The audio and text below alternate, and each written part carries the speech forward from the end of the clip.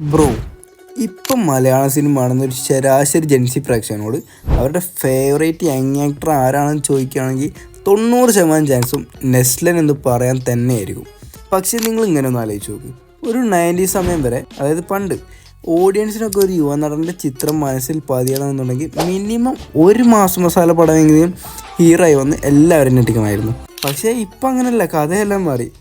ഓഡിയൻസൊക്കെ കുറച്ചുകൂടെ ബെറ്ററായി. കാരണം നമ്മുടെ മനസ്സിലെ ടിപ്പിക്കൽ ഹീറോ കാര്യങ്ങളൊന്നും ചെയ്യാതെ തന്നെ ഒരാളുടെ യുണീക്നെസ്സും നാച്ചുറലായിട്ടുള്ള പെർഫോമൻസും കൊണ്ട് മാത്രം നമ്മളൊരു ആക്ടറെ മനസ്സുകൊണ്ട് സ്വീകരിക്കുന്നു. ആ കാര്യത്തിൽ ഏറ്റവും കൂടുതൽ വിജയിച്ച ഒരു യങ് ആക്ടറാണ് നെസ്ലിൻ. അപ്പോൾ കഥ തുടങ്ങുന്നത് നമുക്ക് എല്ലാവർക്കും അറിയാവുന്ന പോലെ തന്നെ 2019 തണ്ണീർമത്തൻ എന്ന സിനിമയിലൂടെ ആയിരുന്നു ഒരു സപ്പോർട്ടീവായിട്ടുള്ള ഒരു സൈഡ് ക്യാരക്ടർ റോളിൽ നെസ്ലിൻ ആദ്യമായി സിനിമയിലേക്ക് വന്നത്. പിന്നെ 1 കിലോമീറ്റർ അപ്പുറത്ത് കൂടെ പോണ പോള് ചാടി പിടിക്കാൻ ഞാൻ ഡിങ്കനാ. പക്ഷേ നിങ്ങൾക്കൊരു കാര്യം അറിയാമോ, എങ്ങനെയാണ് നെസ്ലിൻ ഈ സിനിമയിലേക്ക് സെലക്ട് ആയതെന്ന്? അത് വളരെ രസകരമായിട്ടുള്ളൊരു കഥയാണ്. അതായത് നെസ്ലിൻ അന്ന് കോളേജിൽ പഠിക്കുകയായിരുന്നു. അന്ന് നെസ്ലിൻ്റെ കോളേജിലേക്കൊരു സിനിമയ്ക്ക് വേണ്ടിയുള്ള കാസ്റ്റിംഗ് കോളിന് പേര് കൊടുക്കാനൊരു അവസരം വരികയും എന്നിട്ട് നെസ്ലിനടക്കം ഒരു 20 പേരോളം അതിന് പേര് കൊടുത്തു. പക്ഷേ കൂടെ ഉണ്ടായിരുന്നവരൊക്കെ അവസാനം ഒഴിഞ്ഞു. അങ്ങനെ അവസാനം നെസ്ലിൻ മാത്രമായി. എന്നിട്ട് കാസ്റ്റിംഗ് സെലക്ഷൻ നടക്കുന്നിടത്തേക്ക് പോകണ്ടയോ എന്ന് വിചാരിച്ച് പകുതി മനസ്സോടെയായിരുന്നു അദ്ദേഹം അവസാനം ബസ് കയറി സ്പോട്ടിലേക്ക് പോയത്. അവിടെ എത്തിയ ശേഷം അതിനകത്ത് എന്ത് ചെയ്യണമെന്നറിയാതെ നിൽക്കുന്ന നെസ്ലിൻ്റെ പേടിയും ഷൈനസും ഒക്കെ കണ്ട് ഗിരീഷ് ഷെഡിക്ക് ആ ക്യാരക്ടർ ഇഷ്ടപ്പെട്ടു. തൻ്റെ കഥാപാത്രത്തിന് ഇവൻ ആപ്റ്റാണെന്ന് തോന്നുകയും അങ്ങനെ ഓഡീഷൻ ചെയ്യിപ്പിച്ച് പെർഫോമൻസ് കൂടെ ഇഷ്ടപ്പെട്ടിട്ടാണ് അവസാനം നെസ്ലിൻ സിനിമാ രംഗത്തേക്ക് വരുന്നത്. എന്താല്ലേ വിധിയുടെ വിളയാട്ടം! അദ്ദേഹം ഒരിക്കലും ഒന്ന് പ്രതീക്ഷിച്ചു പോലും കാണില്ല ഇങ്ങനെ ഡിസിഷൻ തൻ്റെ ജീവിതം തന്നെ മാറ്റിമറിക്കുമെന്ന്. അങ്ങനെ തണ്ണീർമത്തൻ ഇറങ്ങിയപ്പോൾ മാത്യുവിനെ പോലെ തന്നെ എല്ലാവരും ശ്രദ്ധിച്ച് ഇഷ്ടപ്പെട്ടൊരു ക്യാരക്ടറായിരുന്നു നെസ്ലിൻ്റേത്. ഡയലോഗ് ഡെലിവറി ഒക്കെ പെർഫെക്റ്റ് ആയതായിരുന്നു ഓഡിയൻസിനെ ഏറെ ഇഷ്ടപ്പെടാൻ കാരണം. നിനക്കൊക്കെ പ്രാന്താണ് പെണ്ണുങ്ങളുടെ പിന്നാലെ പോവാൻ. വളരെ നാച്ചുറലായി തന്നെ അദ്ദേഹം ആ ക്യാരക്ടർ സ്ക്രീനിലേക്ക് കൊണ്ടുവന്നു. അതായിരുന്നു ആദ്യത്തെ ഫേസ്. ആ സിനിമയിലൂടെ തന്നെ എല്ലാവർക്കും മെമ്മറബിളായ, എവിടെ കണ്ടാലും നോട്ടീസ് ചെയ്യുന്ന ഒരു ആക്ടറായി മാറിയിരുന്നു നെസ്ലൻ. അത് കാരണം തന്നെ രണ്ടാമത്തെ സിനിമയിൽ വളരെ കുറച്ച് ടൈം മാത്രമേ സ്ക്രീനിൽ കിട്ടിയുള്ളൂ എങ്കിൽ പോലും സിനിമ കണ്ട എല്ലാവരും നെസ്ലനെ നോട്ടീസ് ചെയ്തിരുന്നു. 2020 DQവും കല്യാണി പ്രിയദർശനും ഒന്നിച്ച വരന് ആവശ്യമുണ്ട് എന്ന സിനിമയിൽ DQവിൻ്റെ തന്നെ ചെറുപ്പകാലമായിട്ടായിരുന്നു നെസ്ലിൻ ആ സിനിമയിൽ റോൾ ചെയ്തത്. ആ സിനിമയിലൂടെ ഇമോഷണൽ സീൻസും ഭംഗിയായി തന്നെ കൈകാര്യം ചെയ്യാൻ തനിക്ക് അറിയാമെന്ന് നെസ്ലിൻ തെളിയിച്ചിരുന്നു.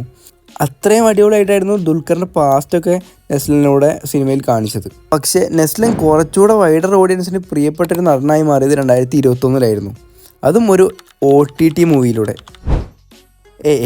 ഇതല്ല, ഓൾത്തോ കുരുതി നല്ലൊരു മൂവി ആയിരുന്നെങ്കിൽ കൂടി ഹോമായിരുന്നു എല്ലാവരും നെഞ്ചോട് ചേർത്ത് വെച്ചൊരു സിനിമ.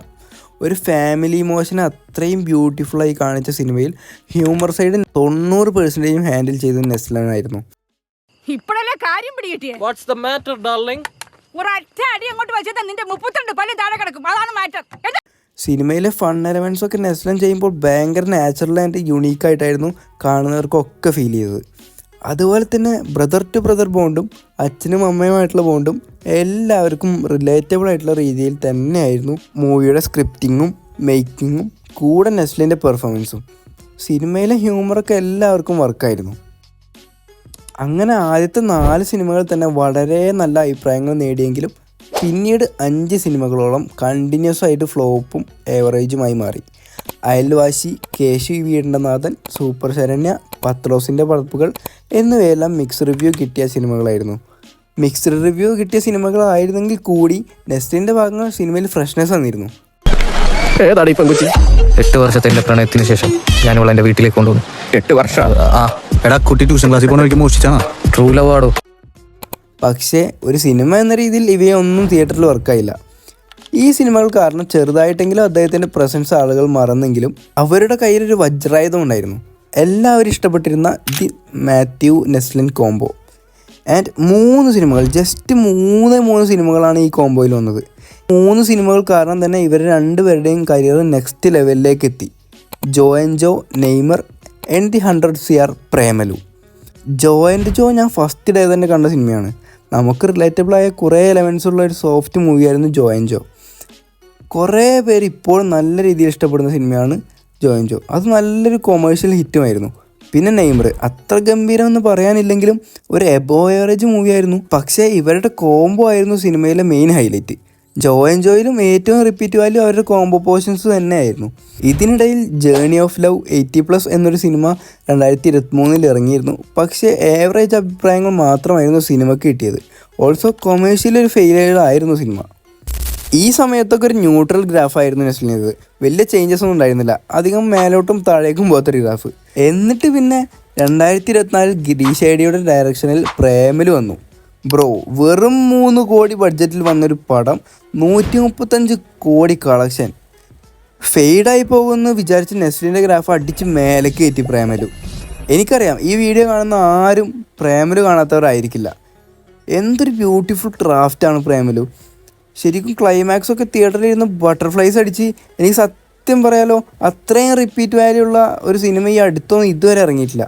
തീർച്ചയായും പ്രേമലു കാണുന്നവർക്ക് ഒരു കംഫർട്ടാണ് കിട്ടുന്നത്. ഗൈസ്, നിങ്ങൾക്കും നെസ്ലിൻ്റെ ഫേവറേറ്റ് ആയിട്ടുള്ള മൂവി പ്രേമലു തന്നെയല്ലേ? അതൊന്ന് കമൻറ്റിലൂടെ പറ. ഇതിനിടയിൽ അയാം കാതലിന് ഇറങ്ങി അതൊരു കൊമേഴ്ഷ്യൽ ഫെയിലിയർ ആയിരുന്നെങ്കിൽ കൂടി ഇതൊരിക്കലും ഒരു മോശം സിനിമയല്ല. വളരെ അണ്ടർറേറ്റഡ് ആയിട്ടുള്ളൊരു മൂവി ആയിട്ടാണ് എനിക്ക് പേഴ്സണലി അയാം കാതലിന് ഫീൽ ചെയ്തിട്ടുള്ളത്. അങ്ങനെ ഇപ്പോൾ ഇത് ബ്ലോക്ക് ബസ്റ്ററായ ആലപ്പുഴ ജിംഖാനയിലും തകർത്തുകൊണ്ടിരിക്കുകയാണ് നെസ്ലിൻ. പക്ഷേ ഗൈസ്, ഇതുവരെ കണ്ട ഫേസ് അല്ല ഇനി വരാൻ പോകുന്നത്. അതും കൂടി പറഞ്ഞ് നമുക്ക് ഈ വീഡിയോ ഉണ്ടാക്കാം. നെസ്ലിൻ്റെ വരാൻ പോകുന്ന സിനിമകളിലെ കാസ്റ്റ് ആൻഡ് ക്രൂ ശരിക്കും 100% പ്രോമിസിംഗ് ആണ്. ആദ്യം തന്നെ ദ ബെസ്റ്റ് കുമ്പളങ്ങി നൈറ്റ്സിലെ ഡയറക്ടറായ മധു സി നാരായണൻ 6 വർഷത്തിന് ശേഷം അടുത്ത മൂവിയായിട്ട് വരുന്നു. അതിൽ നായകനായിരുന്നത് നെസ്ലിനാണ്. റെക്സ് വിജയ് മ്യൂസിക് ചെയ്യുന്നൊരു സിനിമ ഒരു മ്യൂസിക്കൽ മൂവി ആയിരിക്കും. രണ്ടാമത് DQൻ്റെ പ്രൊഡക്ഷനായ വേഫാറർ ഫിലിംസിൻ്റെ നെക്സ്റ്റ് മൂവിയാണ്. കല്യാണി പ്രിയദർശനെയും നെസ്ലിനെയും വെച്ചാണ് തരംഗം എന്ന സിനിമയ്ക്ക് ശേഷമുള്ള അരുൺ ഡൊമിനിക്കിൻ്റെ നെക്സ്റ്റ് ഡയറക്ടോറിയലായ ഈ സിനിമ വരുന്നത്. ഇതിൻ്റെ ടൈറ്റിൽ ഇതുവരെ അനൗൺസ് ചെയ്തിട്ടില്ല. ദെൻ മോളിവുഡിനെ തന്നെ ജനറലാക്കി എടുത്തുകൊണ്ട് ആഷിഖ് ഉസ്മാൻ്റെ പ്രൊഡക്ഷനിൽ മോളിവുഡ് ടൈംസ് എന്ന മൂവിയും മുകുന്ദൻ ഉണ്ണി അസോസിയേറ്റിൻ്റെ ഡയറക്ടറുടെ നെക്സ്റ്റ് ഡയറക്ടോറിയൽ മൂവി ആയി വരുന്നുണ്ട്. പിന്നെ പ്രേമല് 2 ഉണ്ട്. അവസാനം ഓപ്പറേഷൻ ജാവക്കും സൗദി വെള്ളക്കും ഇപ്പോൾ തിയേറ്റർ ഭരിക്കുന്ന ലാലേട്ടൻ്റെ തുടരും എന്ന സിനിമയ്ക്കും ശേഷം തരുൺ മൂർത്തി സംവിധാനം ചെയ്യുന്ന അടുത്തൊരു സിനിമ നെസ്ലിൻ, ഗണപതി, അർജുൻ ദാസ്, മ്യൂസിക് ബൈ സുഷിൻ ശ്യാം, ആഷിഖ് ഉസ്മാൻ്റെ പ്രൊഡക്ഷൻസ്. ഇത്രയും ഗംഭീരമായൊരു കാസ്റ്റ് ആൻഡ് ക്രൂ വെച്ചാണ് അടുത്ത തരുൺ മൂർത്തിയുടെ സിനിമ വരാൻ പോകുന്നത്. സിനിമയുടെ പേര് ടോർപീഡോ എന്നാണ്. എന്തൊരു പ്രോമിസിങ് ലൈനപ്പാണല്ലേ. എന്തായാലും ഈ സിനിമകളെല്ലാം നെസ്ലിൻ്റെ കരിയറിനും മലയാള സിനിമക്കും ഒരു പൊൻതൂവലാവട്ടെ എന്ന് ആശംസിച്ചുകൊണ്ട് ഈ വീഡിയോ അവസാനിപ്പിക്കുകയാണ്. വീഡിയോ ഇഷ്ടപ്പെട്ടാൽ മാത്രം ലൈക്ക് അടിക്കുക, ഇഷ്ടപ്പെട്ടില്ലെങ്കിൽ ഡിസ്ലൈക്ക് അടിക്കുക. അഭിപ്രായങ്ങളെല്ലാം കമൻറ്റ് ചെയ്യുക. ഇനി ഇതുപോലത്തെ ക്വാളിറ്റി കണ്ടൻസിനായി ചാനൽ സബ്സ്ക്രൈബ് ചെയ്യുക. അപ്പോൾ ബൈ.